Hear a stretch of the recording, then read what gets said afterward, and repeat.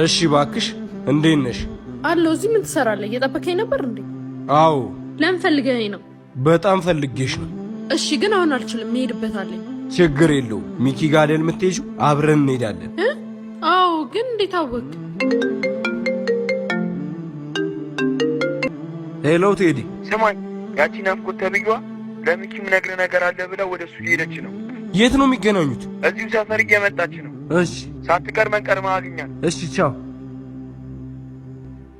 በይ ለሚኪ ልትነግረኝ የነበረውን ለእኔ ንገሪ። ምንም ምነግረው ነገር የለም። ተይ እባክሽ ወረኛ። ምነግር ነገር አለ ጠብቀኝ ብለሽው አይደል እንደ እየሄድሽ ያለሽው? ልክ ነህ፣ ምነግረው ነገር አለ። ምን አባሽ ነው የምትነግሪው? አንተና ቴዲ እንደምትተዋወቁ።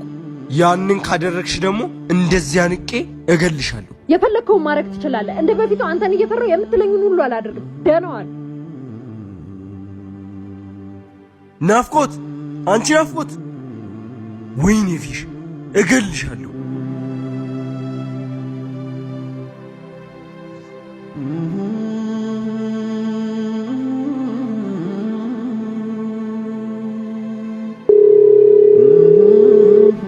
ወንድሜ ቆየብኝ እኮ። ደርሻለሁ። መጣሁ። እሺ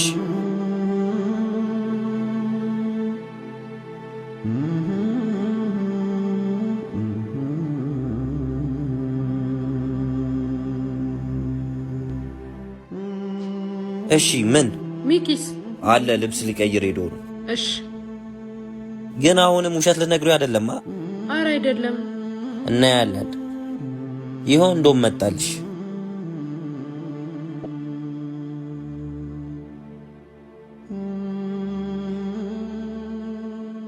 እሺ እንዴት ነሽ? አለሁ ደህና ነኝ። እሺ ምንድነው የምትነግሪኝ? ይኸውልህ የሱራፌል ወንድም ማለቴ ቴዲና ፊሽ ይተዋወቃሉ። ምንድነው የምታወሪው? በምን አወቅሽ?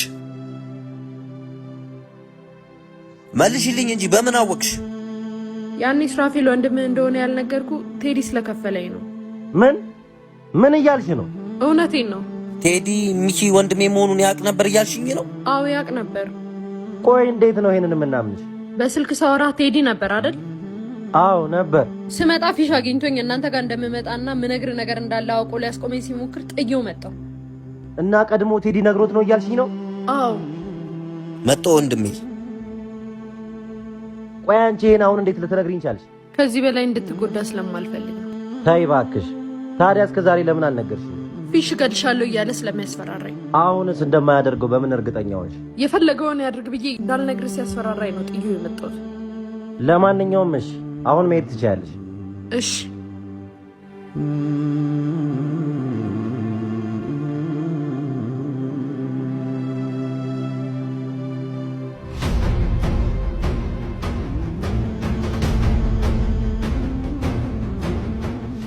ለምንድን ነው ሚኪ ወንድሜ መሆኑን እያወቅ ያልነገርከኝ?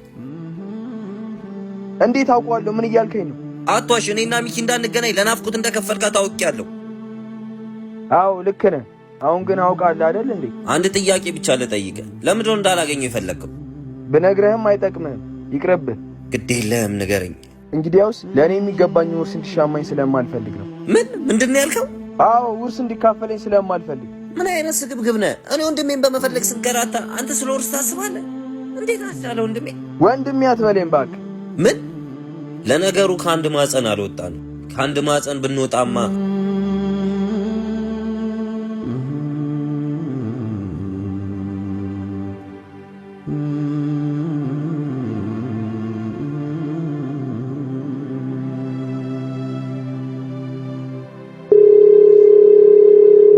ሄሎ። ቀድማ አስቆማት ብያን ነበር። ላስቆማት ሞክሬ ነበር። ሁሉም ነገር አውቀዋል እኮ። እናስተካክለዋለን። ምንድን ነው የምናስተካክለው? አንተም ብሎ አስተካክል። ሁለተኛ አጠገቤ እንዳትደርስ። ወይኔ ፊሽ፣ አሁን ምን አባቴ ነው ማድረገው? እቺ ውሻ ልጅ። ለማንኛውም ወንድሜ አሁን ውርስ ተቀብላለህ። ከዛሬ ጀምሮ ገንዘብን ምን ላይ መዋል እንዳለብህ አስብ። እሺ ወንድሜ፣ ከዛ በፊት ግን መኪናን ማስመለስ ይኖርብኛል። ልክ ነህ። እሱን አልረሳሁትም። እስከ ዛሬ አንገቴ እንደፍቼ ጠብቄዋለሁ። ከዚህ በኋላ ግን ምን ማድረግ እንዳለብኝ እኔ አውቃለሁ። ምን ልታደርግ ነው? አሳያለሁ ወንድሜ።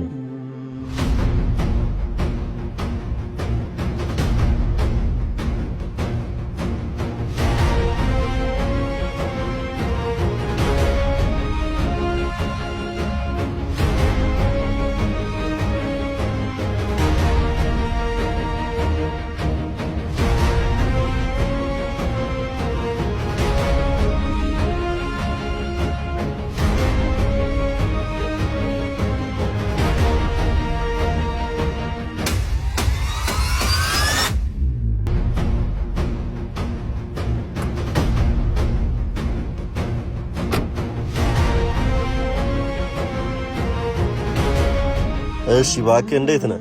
ሚኪ አንተ እኔን በጋርድ አስመጣኝ? እንደውም ይሄ ለአንተ ክብር ነው። አሃ ውርሱን ወረስክ ማለት ነው? ከውርሱ እንዲያካፍልህ ነበር እንዴ ከቴዲ ጋር የተስማማው? ወይኔ ፊሽ፣ አሁን ለምንድን ነው እዚህ ድረስ ያስመጣኝ? በጸባይ ምንም ሊሆንልህ አልቻለም። መኪናዬን እንድትመልስልኝ ነው እዚህ ድረስ ያስመጣው። እሺ የሰጠውን ብር ስመልስልኝ መኪናውን እመልስልሃለሁ።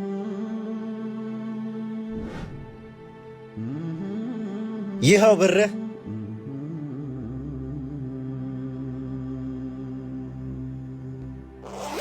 እሺ አሁን እመልስልሃለሁ።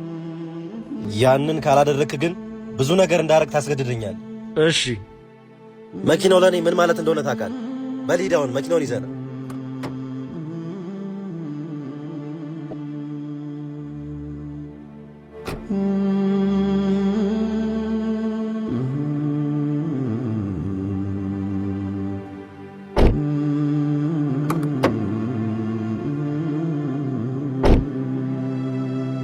ወይኔ ፊሽ፣ አሁን ይህን መኪና ልመልስልን ነው?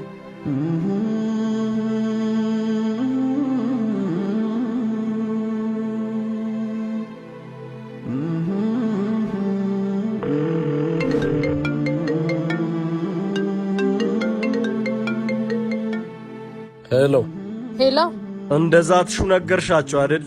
አዎ ማወቅ ያለባቸውን ሁሉ ነግሬያቸዋለሁ። እሺ ለማንኛውም አሁን ስለሱ ላነሳብሽ አይደለም የደወልኩት። እና ምን ልትለኝ ነው የደወልከው? ሁለታችንም ስለሚጠቅመን ስራ ልነግርሽ ነው። ምንድነው? የምን ስራ? አንቺንም እኔን የሚጠቅም ስራ ነው። ተገናኝተን ላውራሽ? እሺ መጣ። እንዲህ ስላስፈራራው ነውና ብሩን ስለሰጠ ነው መኪናው የሚመልስልን ይመስላል? ይመልሳል ብዬ አስባለሁ። ብሩን ወስዷል። ሌላ ምን አማራጭ አለ? እሱማ ልክ ነህ። አሁንም ተንኮል እንዳያስብ ብዬ ነው። ከዚህ በኋላ እንኳን ምንም መፍጠር የሚችል አይመስለኝም። እናየዋለን። አዎ ወንድሜ አትጠራጠር፣ ይመልሰዋል። እሺ እና መኪናዋን ወደድካት? አዎ በጣም አሪፍ መኪና ነች። ሰሞኑን ደግሞ ቢዝነስን ትጀምራለህ? አዎ በሚገባ። እኔም አንድ ያሰብኩት ቢዝነስ አለ። በደንብ እናውራበትና ትጀምራለህ። እሺ ወንድሜ። በጣም አሪፍ ጀግና እኮ ነህ። አመሰግናለሁ ወንድሜ። እንዳልኩሽ መኪናውን ከመመለሴ በፊት ጥሩ ብር ተበደረንበት እንድንመልስለት ነው ሐሳቤ። ይቻላል። በጣም አሪፍ ሐሳብ ነው። እንዴት ነው? እቺ መኪና ይዞ ብዙ ብር የሚያበድረን አራጣ አበዳሪ ታውቂያለሽ? አዎ አውቃለሁ። እንደውም እና እንዴት ምንድነው ሚኪ? እየሄድን እነግርሃለሁ። ብሩንም ወስዶ እንዴት ይሄን ያስባል?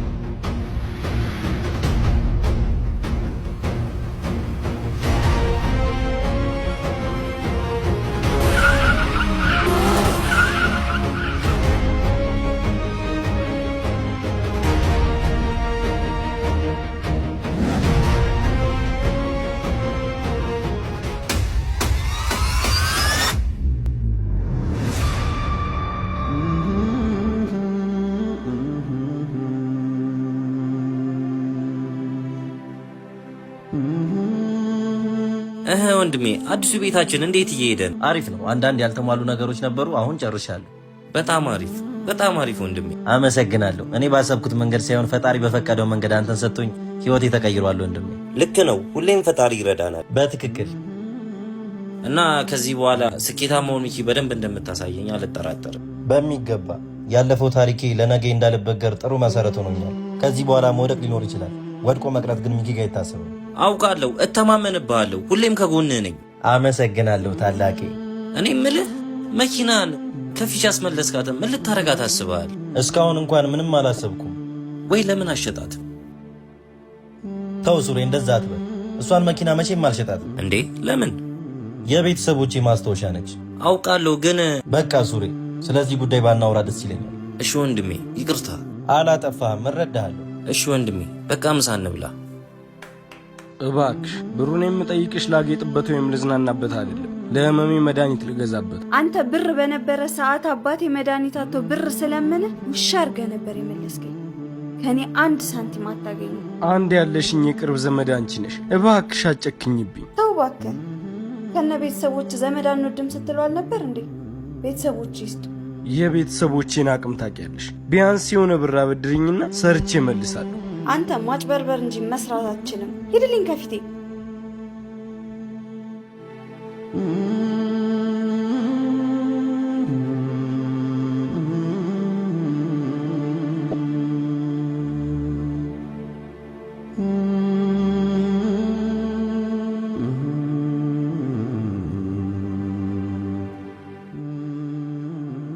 እንዴት ነው የምትሸተው? ይቅርታ እባክሽ ናፍቆት፣ ስላሳለፍናቸው ጥሩ ጊዜያቶች ብለሽ እርጂኝ። እኔ ካንተ ጋር ምንም ጥሩ ጊዜ አላሳለፍኩም። ካንተ ጋር ያሳለፍኳቸው ጊዜያቶች ለኔ መጥፎ ትውስቶች ናቸው። አሞኛልና መድኃኒት መገዛበት ምንም ብር የለኝም። መኪናውን ስመልስለት የተቀበልኩትን ገንዘብ አንቺ ወስደሽዋልና ከዛ ላይ ትንሽ ገንዘብ ብትሰጪ። ተው እባክህ፣ ብርም እንድሰጥ ትፈልጋለህ? ሌባ ደግሞ አንተ ታመሳዩን ብር የመቀበያ ዘዴ እየፈለግክ ነው። እኔ መቼ አጣሁክ? የምሬን ነው ናፍቆት፣ እየዋሸሁሽ አይደለም። እባክሽ እንዳትነካኝ።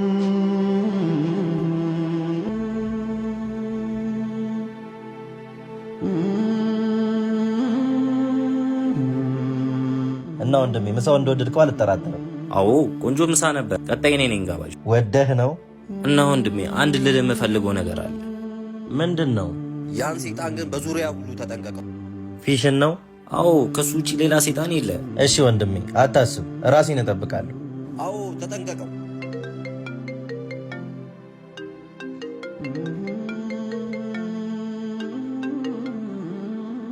ሄሎ፣ እንዴት ነህ ሱራፌል? አለው። በሰላም ነው? የሚኪ ስልክ አይሰራም። ስልክ አይሰራም እንዴ? አዎ ዘግቷል። አዎ ዘግቶበት ነው። እሺ ፊሽ በጣም ታሟልና በዚህ ሳምንት ውጭ ሀገር ሄዶ ካልታከመ ሊሞት እንደሚችል ተነግሮኝ እሱን ልነግረው ነበር። ኧረ እባክሽ። አዎ የአንድ ሳምንት ጊዜ ብቻ ነው ያለው። እሺ እነግረዋለሁ። እሺ ቻው። ናፍቆት ናት። ምንድን ነው የምትለው? ፊሽ በጣም ታሟልና በዚህ ሳምንት ውጭ ሄዶ ካልታከመ ሊሞት ይችላል እያለች ነው። እና እኔ ምን አገባኝ? ለምን ድብና አይልም? ተዋት እባክህ፣ ወደ ስራ እንግባ። ኦኬ እሺ፣ እኔም ልግባ። ሁሉንም ነገር ከሰው ሰምቻለሁ። እኔም የቻልኩትን ያህል እረዳለሁ። እኔ እንጃ ተስፋ እንኳን ያለኝ አይመስለኝም። ያን ሁሉ ገንዘብ ከየት አባቴ አምጥቼ ነው ወደ ውጭ ወጥቼ የምታከመው? ቆይ ምን ያህል ገንዘብ ተጠይቀ ነው? የፕሌን ትኬት ሳይጨምር ከ500,000 ብር በላይ ያስፈልገኛል። በጣም ብዙ ነው። ቢሆንም እነሱ ሳምንት ብለው ቀን ወሰኑልህ እንጂ ቀናችንም የሚወስንልንም የሚያኖረንም ፈጣሪ ነው። እሺ አመሰግናለሁ።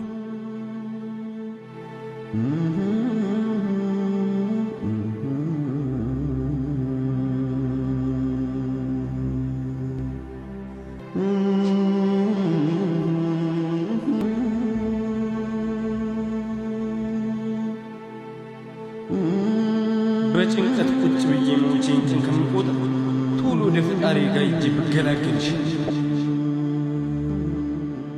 ምናልባት በሕይወት አልመለስ ሊሆን ይችላል። ሚኪን አግኝቼው ብሄድ በጣም ነበር ደስ የሚለኝ፣ ግን እሱን የማየት አቅም የለኝም። አሁን ስለሱ አታስብ። ፈጣሪ ብሎ ሕክምናህን ጨርሰህ ስትመጣ ሁሉም ነገር ይስተካከላል። እግዚአብሔር ያውቃል። የሕክምናውን ብር ደግሞ ማን እንደሸፈነልኝ አውቄ ብሄድ በጣም ነበር ደስ የሚለኝ። እኔም ግራ የገባኝ እሱ ነው።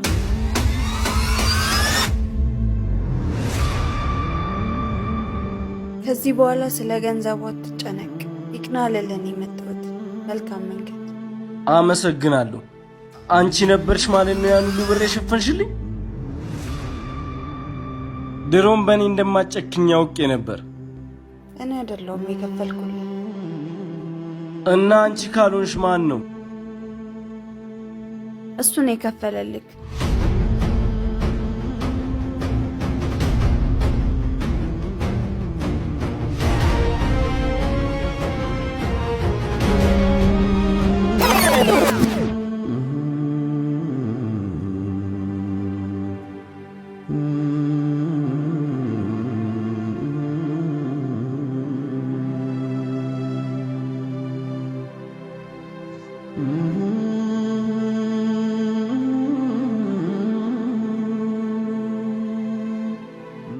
ቆየኋ?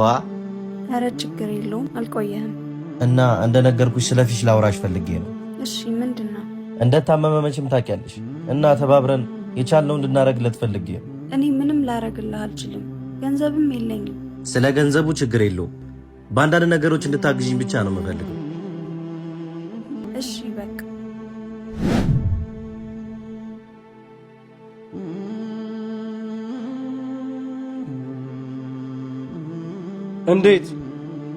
እንዴት ይሄን አረክልኝ? ለኔ እኮ ይሄ አይገባም። ይቅር ብያለሁ። መልካም መንገድ። ሕክምናው የተሳካ እንደሚሆን አልጠራጠርም ጓደኛ። በኢየሩሳሌም የነገሰው የዳዊት ልጅ እንዲህ ይላል፣ ከንቱ ከንቱ ሁሉ ከንቱ ነው፣ ከፀሐይ በታች በሚደከምበት ድካም ሁሉ የሰው ትርፍ ምንድን ነው ብሎ ይጠይቃል። መቼም መልሱ ምንም ነው። ታዲያ በዚህ ሁሉ ከንቱ በሆነባት ዓለም ውስጥ የቆይታ ዕድሜያችን አልፎ 100 እንኳን ለማይሞላ መነካከሱ፣ መባላቱ፣ ቂም ቋጠሮ መኖሩ የትምክህት መገለጫችን ሆኗል። ዛሬ መቆማችን ለነጋ ለመውደቃችን ዋስትና ሊሆነን ፈጽሞ አይችልም። ሁሉን የሚሰጥ ሁሉን የሚነሳ እግዚአብሔር ነውና በማድረጋችን በመስጠታችን ፈጽሞ ልንታበይ አይገባም። እግዚአብሔር ሰጠ፣ እግዚአብሔር ነሳ፣ እግዚአብሔር ነሳ፣ እግዚአብሔር ሰጠ። በማድረጋችን ይጨመርልናል እንጂ አይጎልብንም፣ ፍርዱ የሱ ነውና። እናም በእኔ ሕይወት የሆነው ይኸው ነው።